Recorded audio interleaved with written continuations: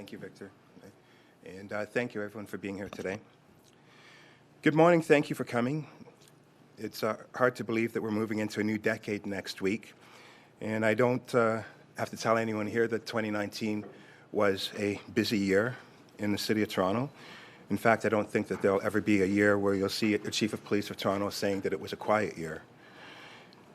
But as a police service, we are here to serve the City of Toronto and to evolve with the city as it continues to grow as its policing needs become more complex. The men and women of this service, both sworn and civilian, continue to go above and beyond every single day. We are up to this job. We're very good at our job. And in my view, I believe this is the greatest police agency and law enforcement in this country. Public safety in a city where the population and density increases annually requires innovation and investment, both of which are in our plans for 2020. And I will talk further about that in a moment. 2019 was a transition year for the Toronto Police Service. We are a few years into the modernization of our service delivery model under the way forward, and we continue to progress into being more community-centric and innovative in the way we do business. With this transition, we've experienced a lot of challenges, but it has also created opportunities. The challenges reach beyond the command officers and impacts each of our frontline officers and civilians as the service continues to manage an increased volume of calls for service for emergency calls and priority 1 calls. And we continue to meet these growing demands every day. Our response times are steady, our solve rates have increased, and we have been able to adapt to the changing needs of this city. Year to date, we've seen an increase in gun and gang activity in our city, and this speaks to the need for both intelligence-led policing and working with our communities and government partners to address the root causes of this type of activity. Our members continue to enforce and to lay thousands of charges and make hundreds of arrests. I'm extremely proud of the record, and I will provide some examples of the good work that our officers do in a few minutes. The opportunities have us well placed for the future. We plan to bring the body-worn cameras, new technology that will increase transparency, and in doing so, will serve to protect both the public as well as members of the service. In 2020, we will also introduce a new shift schedule pilot, a move that will facilitate more proactive policing, a commitment to the way forward, and allow for increased enforcement and less reliance on overtime, which is costly and not sustainable from both a financial and from a wellness perspective. I'm pleased that the service, the board, and the association were able to agree to an approach that allowed members an opportunity to shape their own futures. It is a historic milestone for the service, and its impacts will permanently change our operations and positively affect our members. We recently submitted our 2020 budget, which will go to the City Council in the new year. Our new budget is about investing in people, communities, and technology to meet the needs of policing in this growing city. It will give us more of the tools we need so that we can be where the public needs us the most. We are adding more resources to improve public safety, to address pedestrian and traffic safety, and to build stronger partnerships through the expansion of our neighborhood community officer programs. We are requesting 341 net new officers to help us move to a more proactive policing and enforcement model. The new hires will replace those that retire or depart and will be assigned to priority response, traffic, and neighborhood community officer programs. We continue to build relationships with our communities across the city through our neighborhood community officer program, as well as through the dedicated work of so many of our frontline officers in what amounts to over 2 million contact points a year. We participate in hundreds of community meetings a year. To name just a few, our focus tables, the Chief's consultative committees, the CPLCs, and many town hall meetings, just to name a few. We work every day to earn and to keep the trust that is incredibly valuable in our city. I'll provide a brief overview of some of the files that dominated the public's interest and the service's time this past year. We secured a conviction on 8 counts of first-degree murder against Bruce McArthur, closing the door on one of the most prolific crimes the city has ever seen. This case was so important to us as a service, and of course to the LGBTQ+ community. We continue to learn from this case and to work on our relationships with all of the communities that we serve. Our Gun and Gang Integrated Task Force continue to do excellent work to gather intelligence, conduct complex crime investigations, and to help us successfully lay charges against dozens of gang members. We've activated investigations, including Projects Moses, DOS, Oz, Sparta, Topside, and Kraken, to name a few, and continue to target gun, gang, and drug activities, resulting in hundreds of arrests, thousands of charges, and the seizure of hundreds of guns, millions of dollars of drugs, and proceeds of crime throughout the year. We work with the mayor to secure funds to launch Project Community Space to address the increase in street gang violence in at-risk neighbors and across the city. And after 15 weeks of this program, resulted in 463 arrests, 1,145 charges, and 2,392 bail compliance checks. We also coordinated a gun buyback program with the city, resulting in the surrendering of 3,100 firearms, and 2,300 of those firearms were handguns. It's a big success in my view because any gun that we can take off the street will reduce opportunities to be used in a criminal element. We released the findings of the Danforth mass shooting investigation in an effort to be transparent on an incident that changed our city forever. While keeping the city as safe as possible, we continue to evolve as a police service, making many changes to improve service delivery and modernizing our work environment for our members. We launched our Vulnerable Persons Registry, allowing the public to provide us with information about a person that could prove invaluable in a crisis situation or when someone goes missing. We launched our mental health and addiction strategy, outlining our commitment to preserving the health and safety of our members and of the community we serve. We began an intensive workplace well-being, harassment, and discrimination review to ensure we achieve a work environment for a safe and inclusive environment for everyone.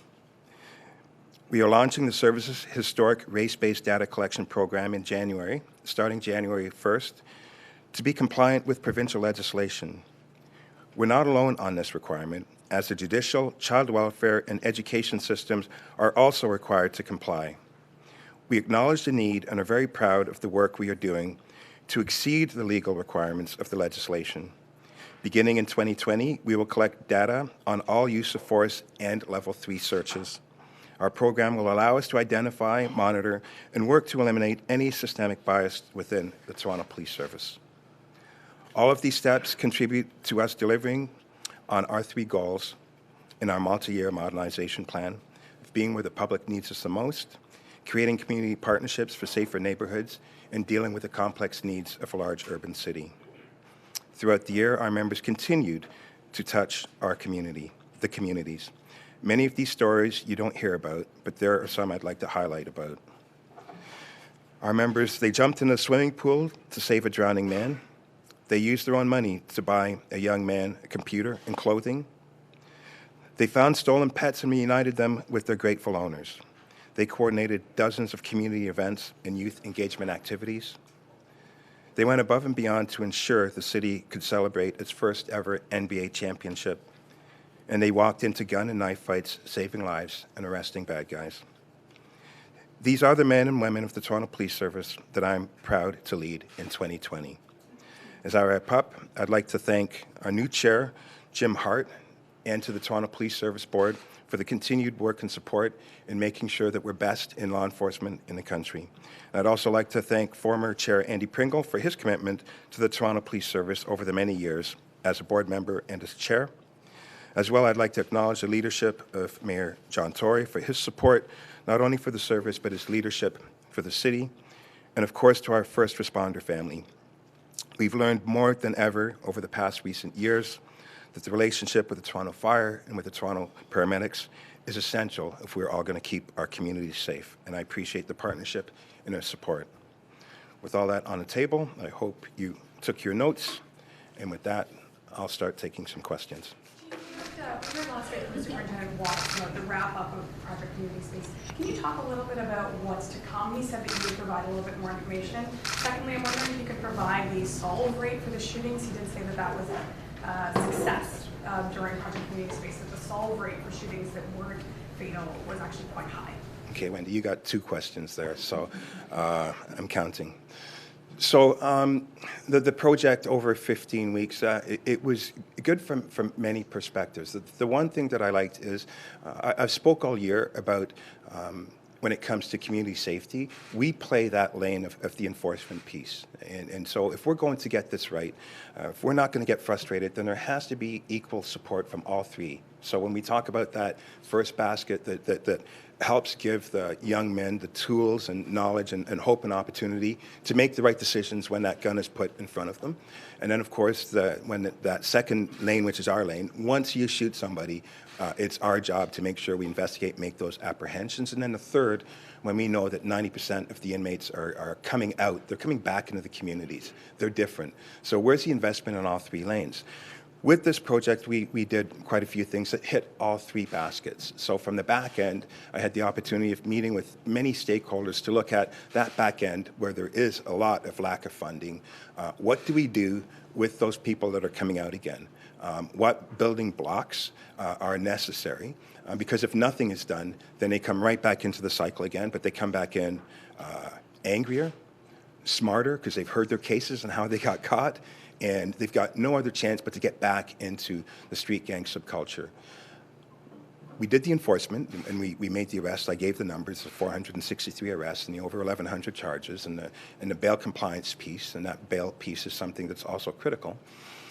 But we also learned that collectively, when we realign resources that are led by the street gang unit and intelligence combined, we can be a lot more surgical. In past history, we would blanket communities with officers, and there was some back and forth. Some of the communities didn't necessarily like that approach. So we try to satisfy the community needs in real time. So we took a run on being more strategic, knowing who the players are that have no problems putting a gun in their waist and going out and raising mayhem.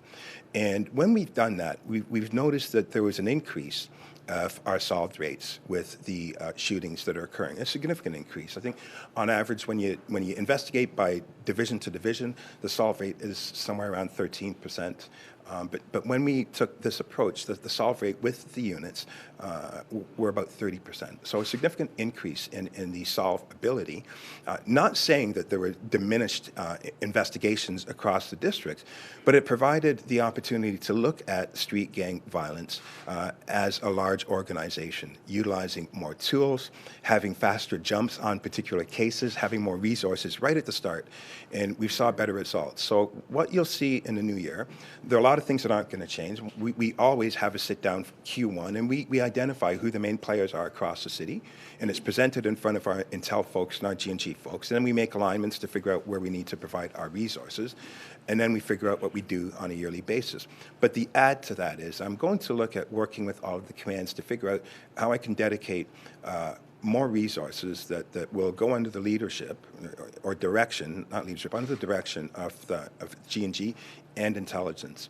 So that way there is no disconnect, and we can stay honed in and focused on specific things that deal with street gang violence. In your second question, did I get both of them? The solve rate was 30%. Okay, okay, so I answered both. Yes. Okay, thank you. If you would, you've spoken all year about working with other levels, agencies to try and combat the problem before it actually happens. We speak with people that are in those communities, and they're talking about finding a solution. They continue to be discontent.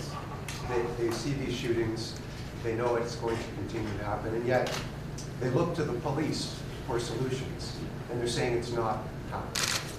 What do you say to that? Well, I'm not sure who you represent, but if I could take you into communities that will tell you the opposite, that we have a strong relationship with them. And I will agree that there are levels of frustration. The funding needs are something that is always a concern from all of the baskets that I speak about. Whenever there is a serious crime in the communities, we're there. Whenever there aren't serious crimes being committed, we are there as well, too. So. Are there some people that are going to be upset? No, absolutely, and I'm not going to disagree with that comment. But I'm not going to take your question as a whole that's what the normal narrative is, because I think that's inaccurate. Austin? What are your thoughts on the Jeremy Urbana murder? Terry Brown yesterday looked visibly upset about what happened there. What are your thoughts? Well, it's concerning. It speaks to the street gang subculture and one of the elements. The investigation is still fresh, so I certainly, all the evidence isn't there, and Detective Sergeant Brown is working very vigorously to bring it to conclusion. But when I speak about street gang subculture, there are many entities of it, and this has the characteristics of street gang subculture, where people were in the neighborhood specifically to target an individual. And so do I find that disturbing? Yes, I do. Are there cases where this happens? Yes, it does. And so I guess my point on that would be we really have to work collectively if we're going to get this right. Everybody that can help when it comes to the reduction of street gang violence in their communities, it is a benefit. Understanding that there are realities, that people have fears and concerns, and that's where we speak to the other lanes in this discussion. What can be done to reduce those fears that are there? From our lane, the reactive end, we're always going to be there. But I'm trying to see what energies and efforts can be put in place for the proactive. And if we do get those streams running, then it should have a reduction of some sort in enhancing quality of life in those neighborhoods. Would you say street gang violence is your top priority next year? Street gang violence is the top priority all the time, but I will say there appears to be more prevalence of firearms in the city. We are arresting people quite often. I mean, we've seized over 800 guns. We've laid a multitude of charges. When I'm talking about a 15-week period of time and I'm making 463 arrests and seizing hundreds of guns, there's a message there. And that was focused specifically to street gang violence. I spoke on the enforcement piece, but there are other lanes that need to step up and work with us as well, too. So it's always a priority. All levels of government have been working with us. The mayor has quarterbacked a few of the moments to help gather the fund streams from other levels of government. Whenever I speak with any level of government, it is an issue, it is a concern, and we're trying to figure out what we need to get it right, and it's an ongoing discussion. But yeah, anytime there's loss of life, it's a serious issue in the city of Toronto. I do everything that I can to help make the apprehension and also work with partners to see what we can do to reduce. Mayor Tory was on our radio station this morning saying that guns are making it across the border into our city by being taped to vehicles. So we wondered how big of a problem this is if you're working with New York State Police, with border security to tackle this. And secondly, we also pledged to hold a meeting in the new year with GTHA mayors so they could all collectively talk about guns and gangs, how they're going to tackle this issue. And we wondered if there was plans to do something similar with GTHA police chiefs and possibly Bill Blair. No, absolutely. I've had a conversation with Public Safety Minister Blair. He's very familiar with the city, so he understands what the issues and pressures are, and is always willing to hear the local agencies to see what steps and measures can be taken to assist and enhance. When it comes to the cooperativeness, when it comes to gun violence in the city, we have a very strong relationship, locally, nationally, internationally, and that's part of the reason why we're able to solve the crimes that we are solving. If you recall, last year where we solved the case where you had the 25 firearms that were put in the gas tank. We speak of that partnership, and that's something that's healthy. There is room for improvement. If we're arresting people with guns, then that means there's still some access points. And understanding the back and forth, we make the apprehensions, we learn new things through intelligence. There are new sophisticated ways in which guns do come into the city. Some are low-level sophistication, but whether we like it or not, we know that when it comes to the handguns, I believe 82%, give or take, of the crime guns in the city are coming from the United States. So working with the agencies is something think is key and critical. If the mayor is taking it from that political lens, crime has no borders. We have the lion's share, but there are some crossovers. And so the more opportunity to have those counterparts talking, the better opportunity. And if we can make it holistic and have it on a larger scale, then that's a sign that government is listening, and that coordinated effort might bring and yield some successful opportunities. Chief, taking of guns to vehicles, how big of a problem is that? Well, I'm not going to educate the public on how to bring guns in. Like I said, there's low-level sophistication, there's high-level sophistications. Guns are coming in through a ton of different means, and we're learning different things that are occurring. And is that one methodology? I'm sure that it is, but I can tell you there are hundreds of others in which things are taking place. They're getting here. Chief, there's been another two parts. There seems to be this misconception out there still that because carding was taken away, that the spike in gun violence has gone up. Can you address that falsity and maybe just explain briefly why that is not the case? I can tell you the spike right now, and I'll be very straightforward, and I've said this, it's monetary. It is monetary, but it deals with that social piece at the start when there's no opportunity, no proper resources within those communities. When we talk about the drug piece, when we talk about fentanyl and how it's come into the country, right now we're at 981 overdose deaths in the city. That's 3 times more than it was just a couple of years ago. So from that end, the harm that it's caused within our communities is massive. But when we talk about the monetary end of it, when we talk about a drug that is measured in its granular form, where if you have multiple granulars combined, it's going to kill you, you see how lethal it is. Now when you take it and you use it to enhance your traditional illicit drugs, cocaine, heroin, and before you would dilute it to make your weight bigger to distribute it, now they're distributing it with fentanyl. And you can distribute it, instead of cutting it 3 times, you're cutting it 5 times. So there's greater money. And on top of that, because fentanyl can cause a higher rate of addiction, so now you're going to get more consumption and more people addicted to it. And now that adds up to dollars. But it adds up to dollars, and it's blood money because people are getting killed as a result. Because as members of the street gangs are protecting their environment for the distribution piece of that drug activity, this is where it has come. This is where there's a big game changer.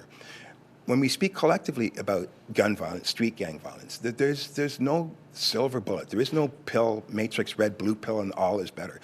The absence of one element of our investigative techniques provides opportunities for other techniques that have been utilized. And so it is a sum of all parts that equals a whole to get it right. We play that enforcement piece, that enforcement role, and looking at the numbers, we're doing it well. But I can tell you there is an increase of the activity that's happening from that aspect. And when it comes to the firearms, when you go to a gun show and you buy a gun or multiple guns, a Glock for $400 in the States, and you cross the border, it becomes $4,000. There's just too much money involved, and people are utilizing that because the demand is going to be there. So just to say because of this, that's happened, I'll push back a little and say there are a whole lot. I could go on for hours to say there are things that need to be considered in order to get it right. But if everyone's going to wait and say it's a police problem and you need to fix it, that will never happen. 90% of the people that we apprehend are coming out.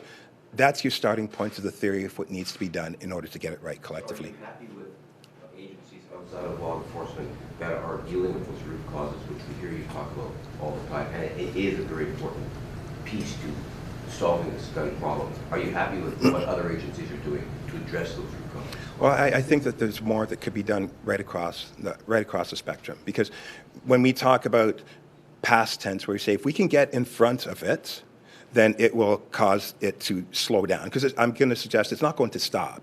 We can put tons of funding in at-risk programs, and people are still going to come through. And when they come through, they're going to be ours. But you also have to look at, you can't take past activity and then look at future and say, if we do this, this will happen. You also have to, in real time, look at present environment and future. So at risk for the ones that may, but high risk for the ones that are. There are people right now that should be incarcerated that do not deserve to be in the public domain, that do nothing more than cause harm.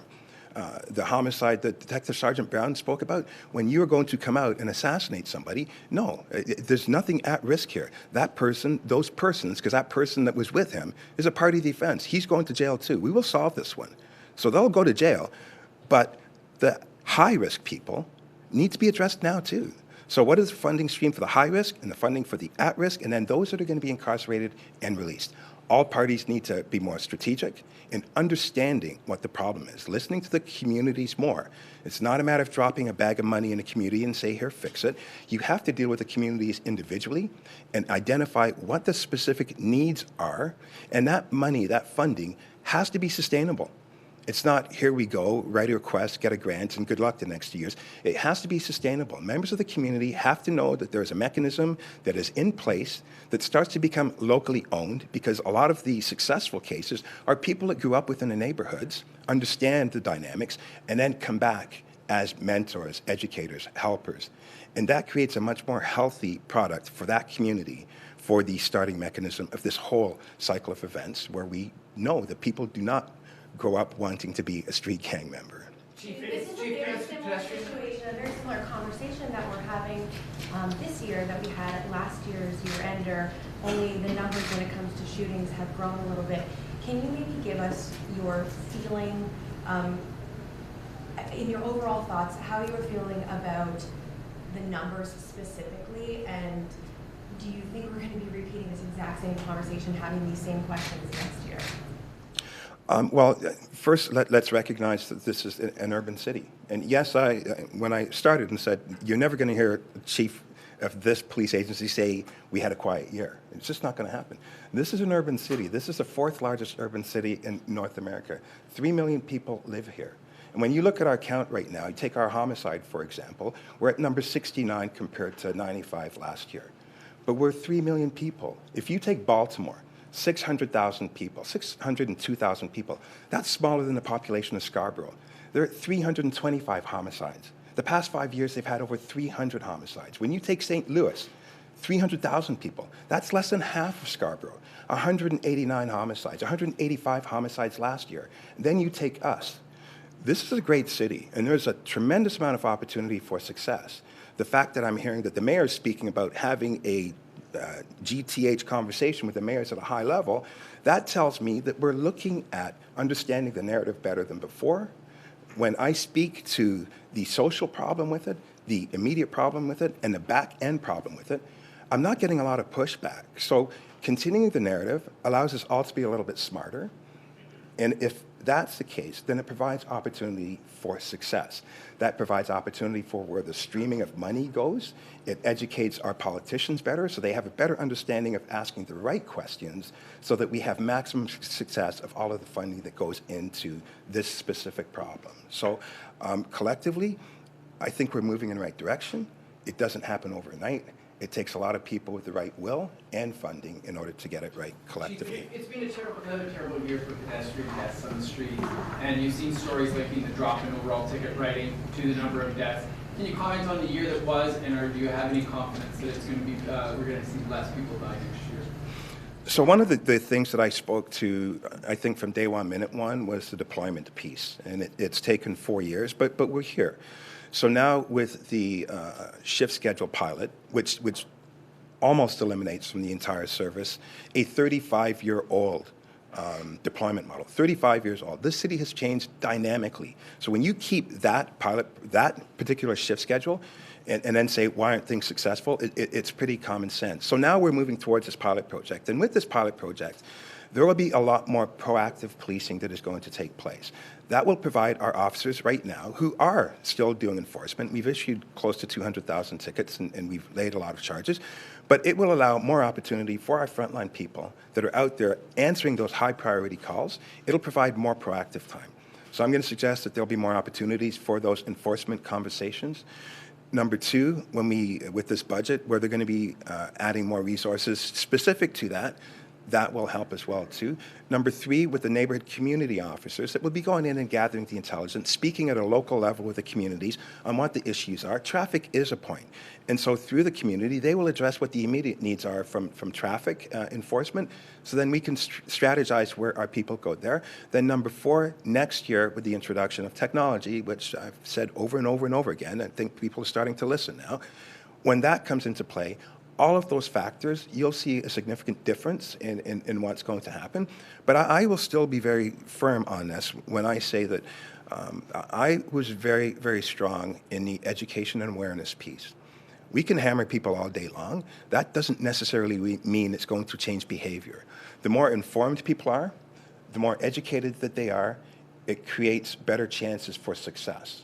So what are you going to do in that moment? If you have the right knowledge of what needs to be done, if you have the right knowledge to be preventative, then it provides an opportunity for better safety right across the board. Can you clarify if you mean educating drivers, pedestrians, or both?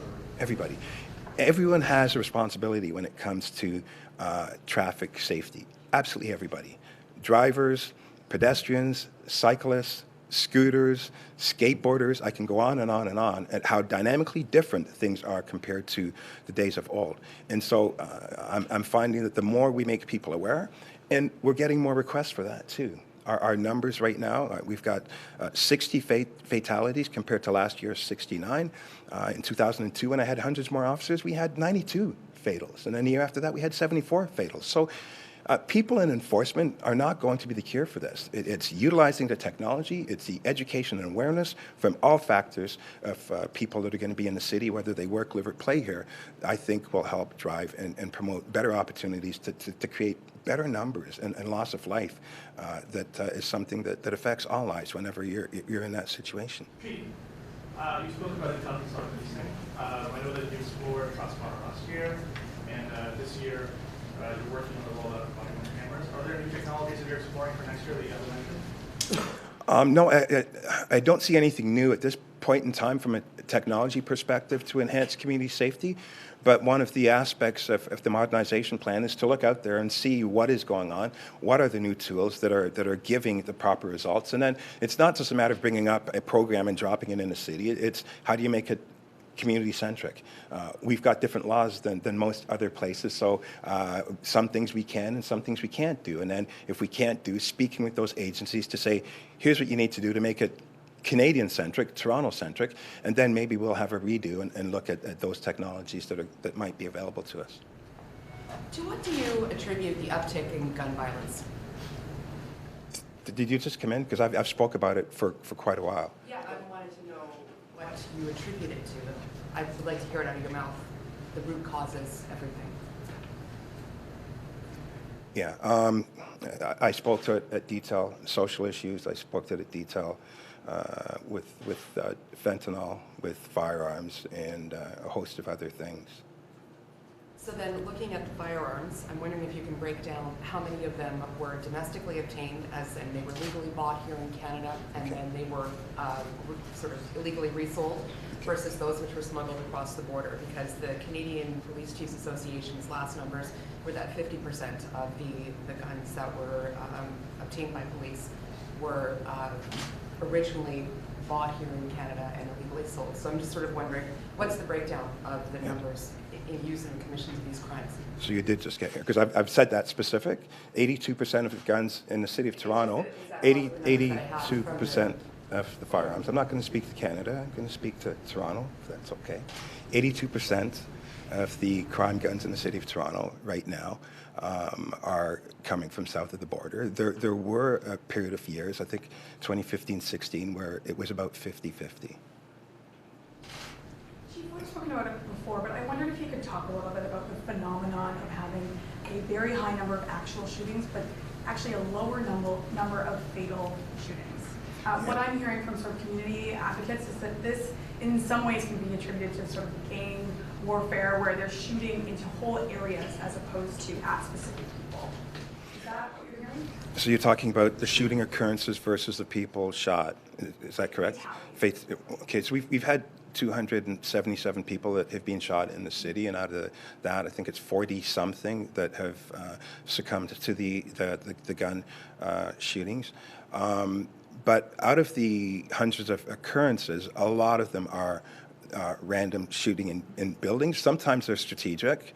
It's a message sent to a rivalry gang or a statement made from a gang in particular. And sometimes it's just vehicles being shot, and sometimes it's people shooting in the air. And so what I'm hoping to do is look at streamlining the capturing of that a little bit better, because I think if we're going to get this right, we owe it to the public to really just try to dissect it a little more. I mean, some things you don't have to dissect. When I say 277 people have been shot, then that's it, full stop. But the other pieces to it, I think that if we're going to be more strategic, we have to have a look at that. But from a criminal perspective, though, Wendy, if this vehicle is shot, it can be a very loud statement to us of what might be happening, depending on who owns that vehicle or who we know drives that vehicle. And so it's from an investigative perspective, it can mean a lot and have a lot of value. From a stats perspective, it's just a vehicle shot. So I don't want to diminish it, but I think it's fair to the public to understand that when we look at all of these occurrences, there's a percentage of people that are shot at versus objects or in the air. Chief, there's not a day goes by where somebody doesn't say, bring back carding, that's going to reduce gun violence. That's a falsity, in my view. There's no such authority with regards to a contact card. So could you just briefly explain to people what contact cards are and how they really won't help reduce gun violence? If somebody's got a gun in their waistband, a cop can fill out to a weight all he wants. There's no search authority to go to that waistband. So can you address that? Yeah, so I applaud Justice Tulloch. Unfortunately, he came in late in the game. While this discussion was going on back and forth with community, with politicians, and different regulations were written, nobody defined it. Nobody defined it. If you pick up the regulation, if you read the regulation, it doesn't define carding. It simply does not. Justice Tulloch defined it. And so it helps me because it no longer becomes a moving target. And carding is the random stopping and gathering of information and making notation of it, the random. And I'm here to say to you, under that definition of carding, it is simply unlawful policing. When you use random, when it comes to being in communities, it is not lawful policing. So it's not going to come back, but I will say it's caused us to raise the bar.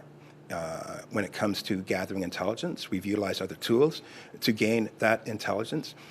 When we build stronger trust with the neighborhood community policing, you'll see a lot more rich, real-time intelligence that will give us and provide us great assistance as we move forward. So, again, there is no one thing has caused. I spoke in detail for quite some time on what some of the causes are. Can add human trafficking on that as well too, because a victim of human trafficking represents $250,000 to $300,000 a year.